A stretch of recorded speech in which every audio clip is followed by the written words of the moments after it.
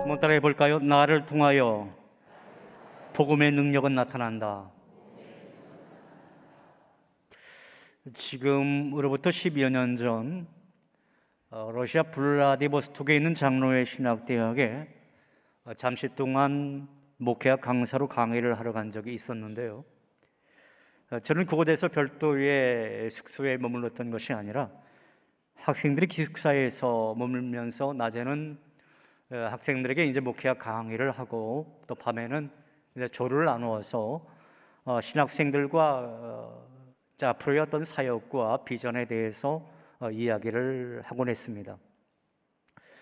그 중에 아직도 이제 제 기억 속에 남아 있는 3명의 학생이 있어요. 그 학생들과 3명의 학생들과 이야기를 나누었던 것, 오늘 여러분들에게 말씀을 나누면서 오늘의 말씀을 이제 전개하고자 합니다. 그래서 그 3명의 학생을 편의상 A, B, C로 호칭을 하겠습니다. A라고 하는 학생은 나이 많은 남학생이었어요. 그런데 체격이 참 우람하더라고요. 강호동처럼 그렇게 아주 체격이 대단했던 그러한 중년의 신학생이었습니다. 그래서인지 그는 신학대학교에 입학하기 전에 여러분들 그 구소련의 KGB 아시죠?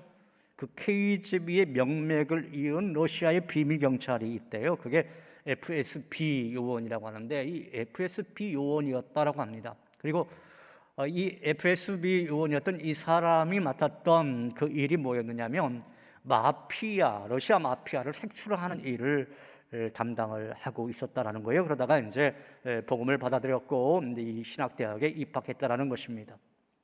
B라고 하는 학생은 아직도 제 기억 속에 그 눈망울이 사슴 같았던, 그러니까 상당히 선해 보였던 그런 신학생이었어요. 근데 그의 그 전직을 제가 딱 물어보았는데 깜짝 놀랐던 것이 그는 마피아의 행동대장이었다고 합니다.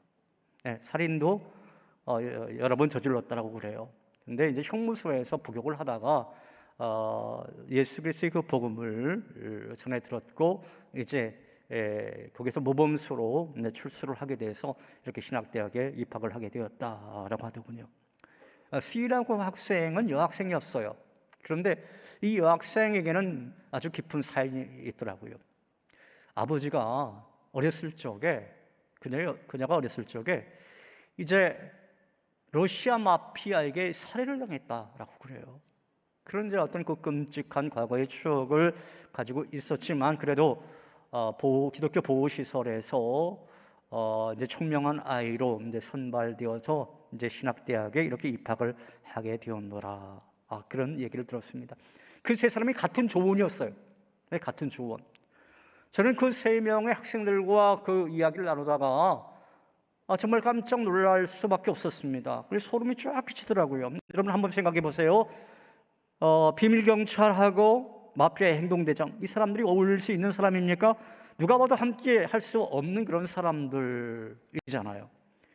또 게다가 이제 마피아 행동대장과 그 마피아 세력에 의해서 아버지를 잃은 여학생, 이건 증오와 분노의 대상이지 어떻게 서로가 함께 할 수 없는 그러한 사이였던 거죠. 그런데 그들이 한 공동체를 이루어서 그렇게 함께 생활하고 있더라는 거예요.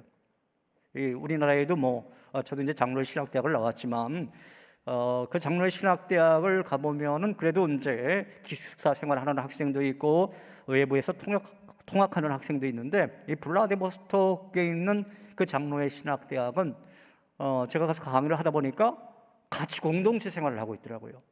그러니까 통학을 한다라고 하는 것이 러시아에서는 감히 엄두가 나지 않습니다. 그래서 한 곳에 숙식을 같이 하면서 그들이 같이 생활하고 있는데 이 3명의 서로 증오할 수밖에 없는 그 3명의 학생들이 같이 공동체를 이루어서 그렇게 함께 한다? 여러분 그게 가능한 일이겠습니까? 그 무엇이 서로 미워할 수밖에 없는, 아니 결코 함께 할 수 없는 그들을 하나로 묶은 것일까요? 그것은 바로 복음의 능력 때문 아니겠습니까? 주 예수 그리스도의 십자가와 부활의 의미를 받아들인 그 복음이 그들을 변화시켜서 하나로 만든 것이죠. 여러분 그렇습니다. 교회의 능력의 핵심은 복음이며 그 스토리의 중심은 바로 예수 그리스도이심을 믿으시기 바랍니다. 예수 그리스도의 그 십자가, 죽음과 부활의 메시지야말로 우리의 능력의 근원인 거예요.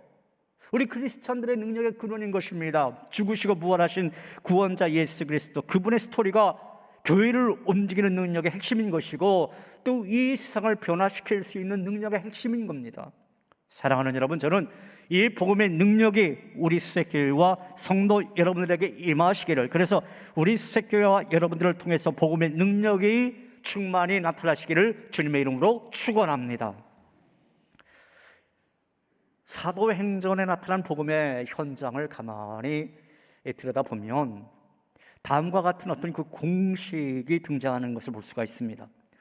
시험과 시련이 지나가면 부흥과 축복이 다가오더라. 그러나 부흥과 축복 속에서도 사탄의 시기와 질투는 계속되더라. 그래서 부흥과 축복 속에서도 또다시 핍박과 시련을 겪게 되더라. 여러분, 그 사도행전의 그 사도 바울 또 여러 그 사도들의 행적을 가만히 보십시오. 이 공식을 벗어나지가 않습니다. 오늘 성경 본문에도 보면요, 복음을 전하던 사도들이 핍박을 당해요. 또다시 핍박을 당합니다.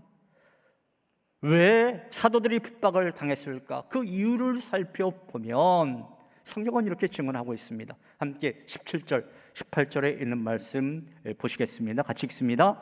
대제사장과 그와 함께 있는 사람, 즉 사두개인의 당파가 다 마음에 시기가 가득하여 일어나서 사도들을 잡아다가 옥에 가두었더니.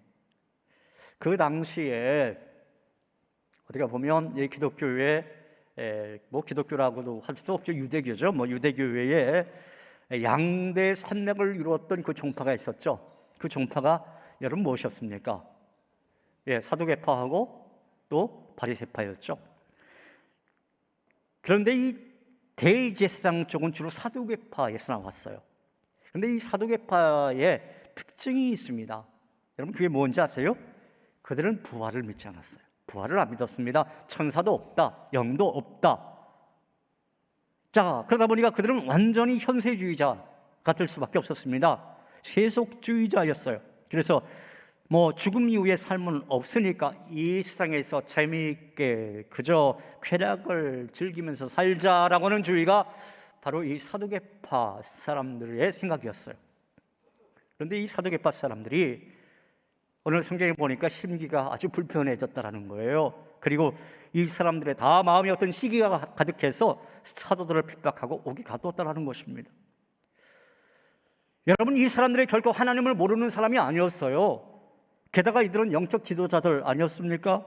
그렇잖아요. 근데 이 대제사장을 비롯해서 제사장들 그리고 성전에 일하는 사람들이 그곳에 많이 있었는데 놀랍게도 복음에 대한 핍박은 이렇게 하나님을 안다고 하는 사람들에게서 오더라는 겁니다. 이것을 우리가 이 본문을 통해서 주의 깊게 살펴보아야 돼요. 때에 따라서는 복음은 하나님을 안다고 하는 사람들에 의해서 핍박을 당하더라. 그런데 여러분, 이 세상에서도 되게 모르는 사람은 핍박을 하지 않습니다. 꼭 아는 사람이 핍박하는 것을 볼 수가 있어요. 여러분 가정에 이제 막둥이 아이가 있다고 합시다. 그 막둥이 아이가 누구에게 핍박을 제일 많이 당합니까? 남의 집 그 아이가 와서 쥐어박습니까? 꼭 누가 쥐어박아요? 형, 그렇죠? 형이 꼭 쥐어박습니다. 최등태 장로님 어렸을 때 많이 그쪽 형들이 쥐어박았죠? 꼭 그렇게 돼요. 꼭 그렇게 됩니다. 이웃집에서 그렇게 하지 않아요. 군대에서 누가 핍박합니까, 여러분? 다른 중대, 다른 소대 선임이 핍박하지 않아요. 꼭 같은 소대, 같은 내무반, 고참이 상병이라고 병장이라고 해서 1병, 2병 참 그렇게 합니다. 우리가 생각해 볼 때 대제사장과 사두개인들, 이들은 하나님을 아는 사람인데 지금 하나님의 놀라운 사역을 감당하고 있는 사도들을 격려하고 칭찬하고 축복해 주는 것이 맞잖아요. 그런데 축복하고 격려하기보다는 오히려 사도들을 핍박하고 공격하더란 말이죠. 그렇다면 그 이유가 무엇 때문이었다고 성경은 말씀하고 있습니까? 시기가 가득했기 때문에. 시기가 가득했기 때문에. 그런데 왜 시기가 가득한 것입니까? 자기들은 못하는데 사도들이 해내는 거예요. 영적 지도자인 자기들이 주목을 받아야 하는데 사도들에게 모든 백성들의 칭찬이 가고 있고 모든 주목을 그 사도들이 받고 있는 것입니다. 그래서 시기가 그 마음이 가득하게 된 것이고 그렇게 시기가 가득한 마음으로 사도들을 잡아다가 옥에 가두었던 거예요. 그러나 하나님께서는요, 저들을 그냥 내버려 두지 않았어요. 여러분, 하나님께서 어떻게 하셨는지 아세요? 함께 19절에 있는 말씀 보면 그 내용이 나와요. 19절 말씀 같이 한번 읽어보겠습니다. 주의 사자가 밤에 옥문을 열고 끌어내어 이르되. 자, 대제사장과 사두개인들은 도저히 나올 가능성이 없는 감옥에다가 사도들을 집어넣었지만 그것이 하나님께는 아무런 문제가 되지 않았다라고 하는 것입니다. 하나님은 천사를 보내셔서 옥문을 여시고 사도들을 끌어내셨어요. 여러분, 여기서 꼭 생각해 봐야 할 것이 있어요. 사도들이 감옥에 가지 않게 하실 능력이 여러분 하나님에게 있습니까? 없습니까? 그 능력이 있죠. 당연히 있죠. 하나님은 분명히 종교 지도자들이 와서 사도들을 잡아갈 때 못 잡아게 하실 수 있는 그런 분이십니다. 갑자기 잡으러 오는 사람들에게 그냥 번개를 쳐서 타죽게 한다든지 아니면 그냥 땅을 갈라서라도 지진나게 해서 거기 그냥 매몰시켜 버리게 한다든지 어떻게 하든지 못 오게 하실 수 있는 그런 능력이 하나님이세요. 그런데 왜 그냥 잡혀가게 하신 것일까요? 왜 그렇게 하신 것일까요? 그 이유는 그 속에다 하나님의 뜻이 담겨져 있기 때문에 그렇습니다. 한번 따라하겠습니다. 그 이유는 하나님의 뜻이 있기 때문이었다. 우리는 급한 기도 제목이 있을 때 같이 중보하면서 간절히 기도하잖아요. 목사님, 저에게 이런 기도의 문제가 있습니다. 권사님, 또 장로님, 이런 기도의 문제가 있으니까 정말 중보하면서 기도해 주세요. 자, 그런데 내가 기도한 대로 안 되는 경우가 있어요. 내가 요청한 대로 기도의 응답 안 올 때가 있어요. 다른 길로 응답되거나 아니 전혀 생각하지 못했던 응답이 올 때가 있습니다. 그때 우리는 어떤 생각을 하시나요? 하나님은 아니 계신가 보다, 그런 생각하잖아요. 물론 하나님은요, 우리에게 여러 가지 고통을 허락하지 않으실 능력이 있는 그런 분이세요. 그런데 왜 허락하는 것일까요? 거기는 하나님의 기쁘신 뜻이 담겨져 있기 때문에 그런 거예요. 예수님도 정확한 때에 베들레헴에서 태어나셨어요. 아무 때나 오신 게 아닙니다. 400년 동안이나 유대인들이 고난을 겪다가 예수님이 오시도록, 그리스도가 오시도록 그렇게 하나님께서 섭리하셨던 겁니다. 하나님이 아무것도 모르시는 것 같지만 모르시는 것이 결코 아니더라는 거죠. 뿐만 아닙니다. 야곱의 가족 70명이 이집트로 들어갈 때에 400년 이상 있게 하셔서 그 애굽 땅에 있게 하셔서 큰 민족을 이루어서 출애굽할 수 있도록 하나님께서 그렇게 계획하셨습니다. 이렇게 모든 것에는 하나님의 때가 있는 것이고 하나님의 뜻이 있는 것입니다. 자, 오늘 본문에도요, 주의 사자가 밤에 옥문을 열었다 그렇게 말씀하고 있잖아요. 이 시간은 어느 누구도 생각할 수 없었던 시간이었습니다. 감옥 속에 들어가 있던 사도들도 생각하지 못했던 시간이었어요. 그런데 그때가 바로 하나님의 시간이었던 거죠. 여러분, 이렇게 하나님은 우리의 상황을 세밀하게 감찰하십니다. 여러분의 고난을 하나님이 지켜보고 계시고 여러분의 상황을 눈동자처럼 지켜보고 계십니다. 여러분의 실패를 알고 계시고 또 여러분의 고통스러운 삶의 순간순간을 다 지켜보고 계십니다. 사랑하는 여러분, 여러분들의 삶의 때에 따라서 감옥과 같을지라도 언제나 여러분과 함께 하시며 하나님의 때에 하나님의 뜻을 이루시기 원하시는 주님을 늘 의지하며 복음의 능력을 덧입으시는 여러분 모두가 다 되시기를 간절히 바랍니다. 그런데 오늘 본문 성경에서 주님의 사자가 밤에 옥문을 열고 그들을 끌어내면서 명한 메시지가 굉장히 중요합니다. 여러분, 그 메시지가 무엇이었습니까? 자, 함께 20절에 있는 말씀 읽어볼까요? 같이 읽습니다. 가서 성전에 서서 이 생명의 말씀을 다 백성에게 말하라 하매. 여러분, 감옥에서 놀라운 기적으로 옥문이 쫙 열리고 철통 같은 그 감시를 뚫고 나왔다라고 하는 것보다 더 중요한 것이 바로 그 메시지였어요. 뭐라고요? 가서 이 생명의 말씀을 다 전하라. 저는 이 말씀을 묵상하다가 이런 생각을 해봤습니다. 왜 하나님께서 그들을 감옥에서 건져내셨던 것일까? 이 감옥 안에 계속 들어가 있는 것이 하나님의 영광이 되면 계속 거기에 두셨을 터인데 왜 그들을 감옥에서 나오게 하셨을까? 그 이유가 있는 거죠. 들어갔다가 그곳에 있다가 기적적으로 나오면 더 하나님께 영광의 어떤 그 하나님의 영광이 드러나고 그것이 또한 복음의 능력이 되어서 주님의 생명의 말씀이 널리 전파될 수 있기 때문 아니겠습니까? 이처럼 항상 하나님의 놀라운 역사 뒤에는 사명이 있습니다. 사명이 있어요. 우리는 이 대목에서 크게 두 가지 사건을 볼 수가 있습니다. 하나는 뭐냐면 하나님이 옥문을 여시고 기적을 베푸신 사건, 또 다른 하나는 하나님께서 사명을 주신 사건입니다. 그런데 이 두 가지는요 연관이 있어요. 무관하지 않습니다. 여러분, 왜 하나님께서 우리에게 기적을 베풀어 주셨습니까? 우리 수색교회 이렇게 건축된 것 기적 중에 기적 아니겠습니까? 기적이에요. 저를 지금까지 살려주신 것도 가만히 보니까 하나님의 기적이에요. 기적입니다. 제가 지난 주간에 항암 197차 했어요. 조금만 더 하면 200차예요. 이거 언제까지 제가 해야 되는지 모르겠는데 이런 생각을 해보곤 합니다. 왜 그렇게 했을까? 교만하지 않게 하기 위해서, 그리고 또 하나님께서 그래도 그 와중에 끝까지 복음을 증거케 하기 위해서, 나를 통하여 어떤 하나님의 어떤 영광을 또 드러내기 위해서 그런 거 아닌가, 그런 생각을 해봅니다. 여러분도 마찬가지잖아요. 왜 하나님께서 여러분의 생명을 연장시켜 주시고 있는 걸까요?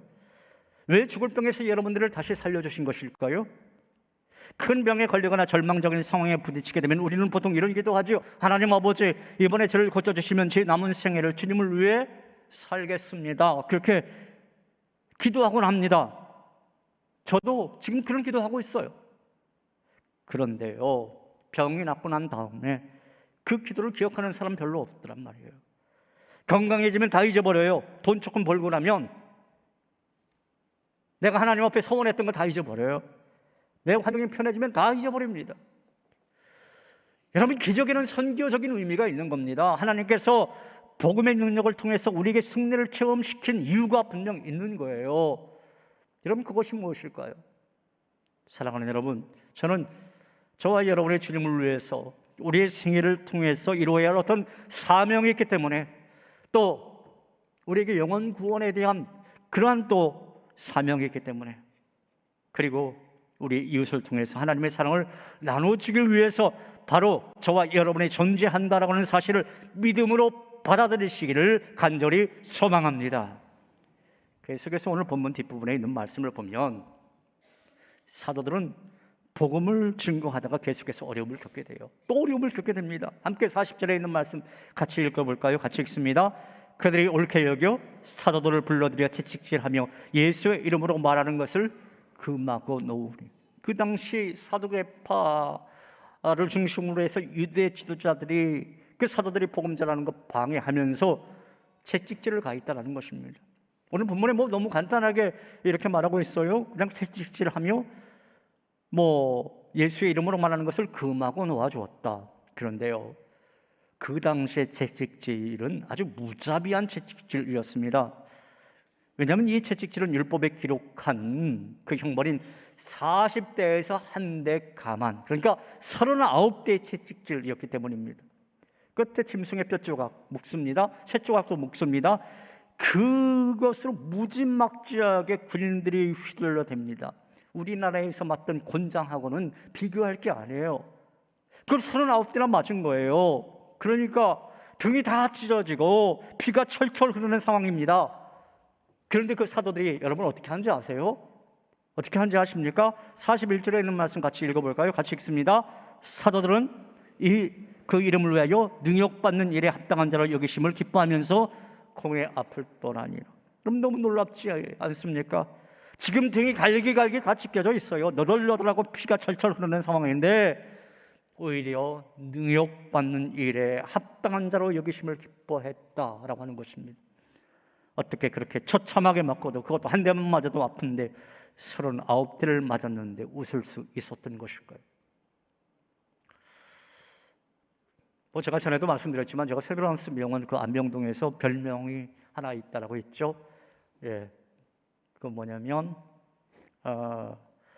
제가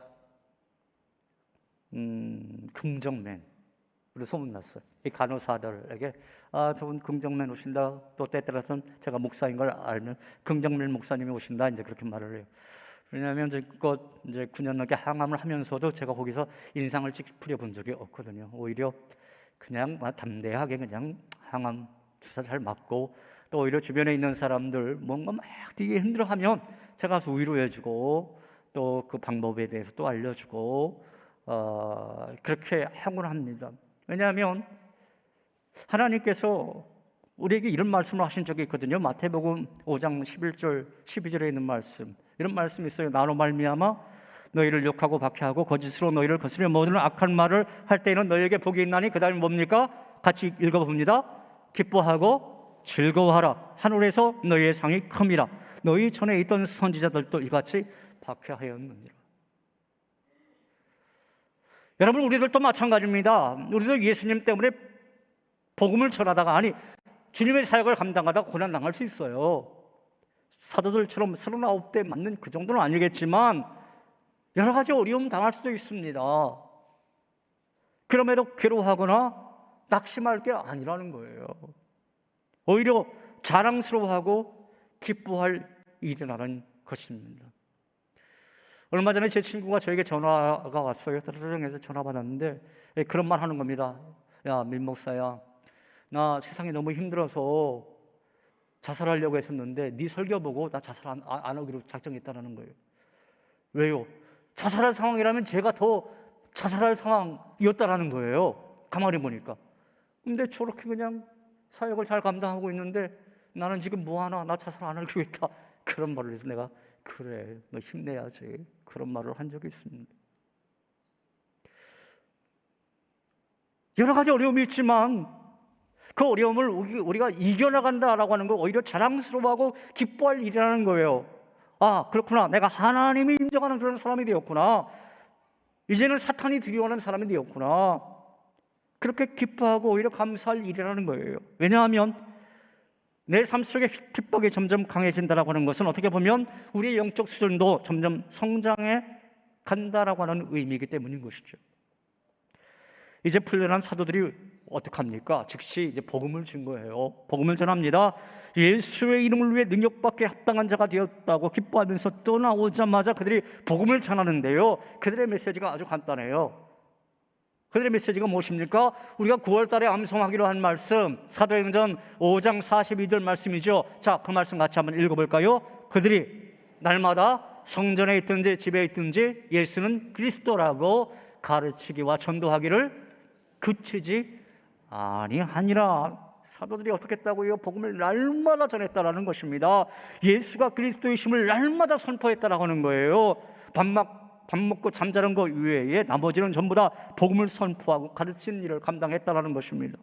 또한 이들은 장소도 상관하지 않았어요. 어떻다고요? 성전에 있든지 집에 있든지, 즉 내가 주님의 일을 감당할 때든지 아니면 세상의 일을 감당할 때든지 어디서나 예수는 그리스도라고 하는 것, 예수는 구원자라고 하는 것, 이거 전하면서 가르쳤다라고 하는 것입니다. 결국 사도들의 이런 전도하는 습관 때문에 여러분 초대교회가 어떻게 되었습니까? 하루에 3,000명이 회개하고 하루에 5,000명이 회개하고 주님께 돌아오는 그러한 교회로 크게 부흥했잖아요. 복음의 능력이 나타났지 않습니까? 그래서 많은 사람들이 날마다 더해져 가고 복음이 예루살렘을 넘어서 어떻게 됩니까? 온 유대와 사마리아와 그리고 땅끝까지 복음이 확산되어져요. 초대교회 성도들의 이 전도의 습관 때문에, 전도하는 이 방식 때문에 하나님 나라가 지속적으로 확장되어져 간 것이고 저와 여러분도 예수님을 알게 된 거지 않습니까? 이 대한민국 수색이라고 하는 이 지역에 그 91년 전에 교회가 세워졌던 것이고 또 우리가 하나님을 알게 된 것 아니겠습니까? 그런데 안타까운 것은요, 오늘 한국의 그리스도인들이 전도하는 습관을 다 잃어버리고 있다는 거예요. 한 논문의 연구조사를 제가 보니까요, 오늘의 그리스도인들 가운데 마음속에 전도하고자 하는 마음을 가지고 있는 사람들, 그 마음만 가지고 있는 사람이 20%라는 거예요. 그러니까 10명 중에 2명만 그래도 나도 좀 전도 좀 하고 싶다, 누군가에 좀 전도 좀 해야지, 이런 마음이 있다는 거예요. 그리고 그것을 실천하는 사람이 몇 명이냐? 2%. 100명 중에 2사람 정도만 전도하는 걸 실천한다는 것입니다. 물론 전도의 환경이 과거와 달리 열악해진 것도 사실이죠. 또 반기독교 정서가 심해져 가고 있고 전도에 대한 거부감이 커진 것도 사실입니다. 그런데 그와 못지않게 우리 그리스도인들이 과거처럼 전도를 제대로 하지 않고 있다는 것입니다. 여러분, 1990년도쯤에 종교인 그런 그 현황 조사를 보면은 우리 기독교가 25%였어요. 불교가 23%. 예. 근데 제가 얼마 전에 며칠 전에 이 종교의 현황 조사, 작년 말로 현황 조사를 한 것에 대한 것을 보니까 불교가 16%, 기독교가 15%. 몇 프로가 줄은 겁니까? 기독교가 10%가 줄었어요. 10%가. 이거 심각한 겁니다. 특히 아직도 그래도 노년층에 해당되어지는 사람들은 명맥을 이어가고 있는데 우리 다음 세대들은 이거 아주 심각할 정도라고 하는 거예요. 여러분, 그 이유가 무엇일까요? 그 전도하는 습관을 잃어버렸기 때문인 것이죠. 우리가 더 이상 전도하려고 하지 않습니다. 아니, 내 자녀에게까지 너 좀 교회 좀 다니라 말하잖아요. 너는 너고 나는 나. 넌 그냥 공부나 열심히 해. 이러잖아요.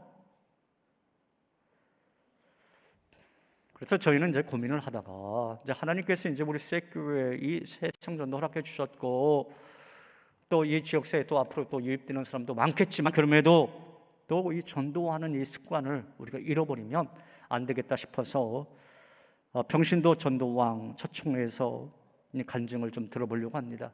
왜냐하면 이제 우리 목회자들은 이제 목회자니까 그렇지만 평신도들이 어떻게 그 전도를 잘하나, 그 노하우가 분명히 있을 거다. 근데 한 해에 어떻게 그냥 몇백 명씩 저분이 저렇게 전도할까? 그래서 그분을 좀 모셔다가 오늘 좀 그 생명의 말씀 좀 드리려고 그래요. 여러분들이 오늘 저 국수 맛있게 드시고 집에 빨리 가려고 하지 마시고요, 영혼을 살려야겠다는 그런 마음으로 좀 그분의 말씀을 좀 꼭 들어주시기 바랍니다. 오늘 저 오후 예배에 설교도 제가 잡혀 있는데 설교 그냥 3분 할 거예요. 네. 그리고 나머지는 그분에게 시간을 좀 다 드리려고 합니다. 사랑하는 여러분, 이제 우리 수색교회 성도들은 오늘부터 펼쳐지는 전도 대행진을 통해서 다시금 전도하는 습관을 키워가시기를, 그래서 더 이상 나 혼자만 예수 믿는 그런 이기적인 사람이 아니라 우리 주변에 있는 불신자들을 바로 저와 여러분을 통해서 주님께로 인도되는 그런 은혜가의 길을 주님의 이름으로 축원합니다. 서울 양화진에 가보면요, 우리에게 복음을 전하기 위해서 순교한 선교사들의 그 묘지가 있어요. 가끔 전 그곳을 방문하곤 하는데 오늘 우리에게 복음이 그냥 전해진 것이 아님을 저는 그곳에 이제 갈 때마다 느끼곤 합니다. 그 중에 오늘은 24세 젊은 나이로 조선에 와서 불과 8개월 만에 순교 당한 루비 캔드릭이라고 하는 여 선교사 이야기를 여러분에게 좀 들려주고 싶어요. 루비 캔드릭은 1907년 9월에 이제 주석 땅에 왔어요. 네, 그래서 개성에서 한국말을 이제 배우면서 이제 선교 사역을 시작했는데요. 그녀가 아주 남긴 유명한 말이 있어요. 바로 이런 말을 합니다. 만일 나에게 1000개의 생명이 있다면 모두 저손을 위해 바치고 싶습니다. 나에게 1000개의 생명이 있다면 그 생명, 1000개의 생명을 조선 땅을 위해서 바치고 싶다. 24살짜리 여학생이었어요. 그 여설머니가 바로 그런 말을 했다고 하는 거예요. 그 선교사가 미국에 있는 그 부모님에게 편지를 쓴 것이 있습니다. 그 내용을 좀 잠깐 읽어드릴게요. 아버지, 어머니, 이곳 조선 땅은 참으로 아름다운 곳입니다. 모두들 하나님을 닮은 사람들인 것 같아요. 선한 마음과 복음에 대한 열정으로 보아서 아마 몇십 년이 지나면 이곳은 예수님의 사랑이 넘치는 곳이 될 것 같습니다. 저는 복음을 듣기 위해서 20km를 맨발로 걸어오는 어린 아이들을 보았을 때 그들 안에 하나님의 사랑 때문에, 그들 안에 있는 하나님의 사랑 때문에 저는 오히려 위로를 받곤 합니다. 그러나 한편에서는 탄압이 점점 심해져 가고 있습니다. 그저께는 예수님을 영접한 지 채 일주일도 안 되는 서너 명에 끌려가서 순교를 당했고, 토마스 선교사와 제임스 선교사도 순교를 당했습니다. 선교본부에서는 철수하라고 하는 지시가 있었지만 대부분의 선교사들은 그들이 전도한 조선인들과 아직도 숨어서 예배를 드리고 있습니다. 그들은 모두 순교할 작정인가 봅니다. 오늘 밤은 유난히도 고향 땅으로 돌아가고 싶습니다. 외국인을 죽이고 기독교를 증오한다라고 하는 소문 때문에 부두에서 저를 끝까지 말리셨던 어머니의 얼굴이 자꾸 제 눈앞에 어른거립니다. 아버지, 어머니, 어쩌면 이 편지가 마지막 편지일 수도 있을 것 같습니다. 제가 이곳에 오기 전 뒤뜰에 심었던 한 알의 씨앗으로 이제 내년이면 온 동네가 꽃으로 가득하게 되겠지요. 그리고 그 꽃은 또 다른 씨앗을 만들어내겠지요. 저는 이곳에서 작은 씨앗이 되기로 결심을 했습니다. 제가 씨앗이 되어서 이 조선 땅 이곳에 묻히게 되었을 때 아마 하나님의 시간이 되면 조선 땅에는 많은 꽃들이 피어나고 그들도 여러 나라에서 씨앗이 될 것입니다. 저는 이 땅에 저희 심장을 묻겠습니다. 바로 이것은 조선을 향하는 저의 열정이 아니라 조선을 향한 하나님의 사랑이라고 하는 것을 제가 알게 되었기 때문입니다. 아버지, 어머니 사랑합니다. 이 시간 이 편지를 좀 기억하면서 함께 찬양할까요? 나를 통하여라고 하는 이 찬양, 이 찬양의 가사 속에서도 좀 큰 의미가 있는 것을 볼 수가 있습니다. 이 찬양 같이 한번 해보죠.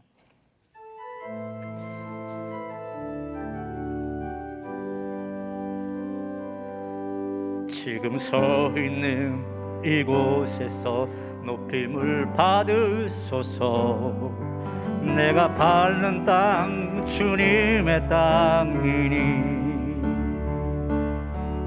하늘이 주의 이름 높이 올리며 넓은 바다가 주를 노래해 모든 만물 주를 경배해 모든 입술 주를 찬양해 천지를 만드신 만물의 통치자 높임을 받으소서. 내 평생에 주의 이름 높이며 어느 곳에서든지 주님을 예배하리라. 내가 밟는 모든 땅 아버지의 영광이 선포돼야 하리. 찬양하며 주님을 예배할 때 하늘 가득한 주의 영광 보리라. 나를 통하여 나의 입술을 인하여 주의 이름 높임을 받으소서. 다시 한번 찬양합니다. 지금 서 있는 이곳에서 높임을 받으소서. 내가 밟는 땅 주님의 땅이니 하늘에 주의 이름 높이 올리며 넓은 바다가 주를 노래해 모든 만물 주를 경배해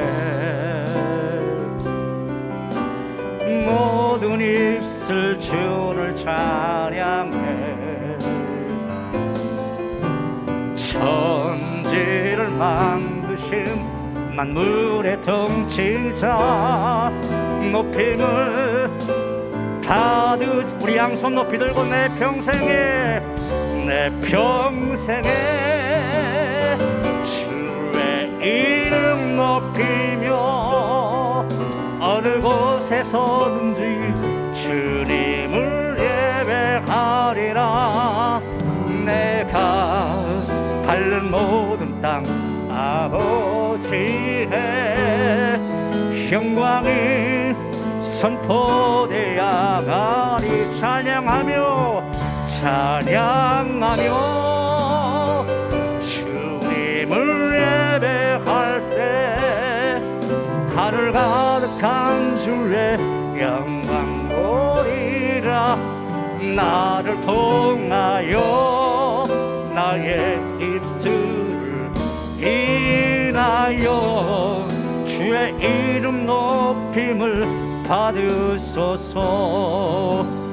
나를 통하여 나의 입술을 인하여 주의 이름 높임을 받으소서. 주의 이름 높임을 받으소서. 할렐루야. 하나님 앞에 영광의 박수 올려드립니다. 할렐루야. 여러분, 복음이라고 하는 것은 참 신비한 것 같아요. 나의 빈약하고 나의 초라한 그 설명에도 불구하고 성령님께서 나를 통하여 놀랍게 역사하시는 것을 볼 수가 있습니다. 나는 유창하게 전하지도 못했는데 성령님께서 그 상대방을 회개시켜 주는 겁니다. 거듭나게 하시고 또 결단하게 하고 하나님의 승리를 체험케 하십니다. 사랑하는 여러분, 초대교회 성도들이 모두 다 전도자였어요. 그리고 또 그들이 그 온 열방에 나가서 전도하는 어떤 씨앗을 뿌렸습니다. 오늘 제가 앞에 선급했던 24살짜리 그 여선교사님, 이 조선 땅에 와서 복음을 전했기 때문에 우리가 하나님을 알게 된 것 아니겠습니까? 우리가 주님을 알게 된 것 아니겠습니까? 하나님께서 우리 교회에게 이렇게 새 성전을 허락해 줬어요. 여기에서 우리가 그냥 머물러 있으면 안 되는 겁니다. 그건요, 직무유기예요. 우리의 그 사명을 제대로 감당하지 못하는 것입니다. 우리의 사명은 무엇입니까? 이제 앞으로 우리 교회의 사명은요, 수색교회의 사명은 영혼구원의 사명이 있는 줄로 믿습니다. 생명을 살려야 되는 거예요. 우리 주변에 있는 사람들 생명 살리고 또 우리가 할 수 있는 한 선교사를 파송해야 되는 것입니다. 이제 9월 달에 우리가 총회에 그 선교사 파송을 하겠다고 그렇게 신청을 하려고 합니다. 저 인도네시아 이슬람 국가에 복음을 전하려고 합니다. 이영석 선교사님 통해서, 그리고 그 김슬기 선교사님 통해서 우리가 복음의 땅을 넓혀가려고 합니다. 우리가 그런 복음의 빚을 졌지 않습니까? 91년 전에 미국인 선교사에 의해서 우리 교회가 시작되지 않았습니까? 이제는 그 빚을 갚아야 되는 것이죠. 그리고 이 지역사회에 주님 알지 못하는 사람들 복음 전도해야 되지 않겠습니까? 그것이 우리의 사명 아니겠습니까? 저는 이 사명에 여러분들을 통하여서 그 하나님의 능력이 충만히 나타나기를 주님의 이름으로 축원합니다. 기도하겠습니다. 하나님 아버지, 저희들을 지금까지 있게 하시고 또 새 교회를 이렇게 새롭게 주님께서 완성시켜 주신 것은 우리에게 사명이 있기 때문인 줄로 믿습니다. 우리가 지금까지 존재하는 것도 하나님의 놀라운 은혜요 축복이었고, 이제 우리가 앞으로 몇 년 살지 모르겠지만 우리가 살아있는 동안에 주님께서 우리에게 주신 사명 능히 잘 감당할 수 있는 하나님의 사람 되게 하여 주시옵소서. 바라기는 이번 전도대행진을 통해서, 우리를 통해서, 나를 통해서 하나님의 능력이 널리 선포되어지게 하여 주시옵소서. 예수님 이름으로 기도하옵나이다. 아멘.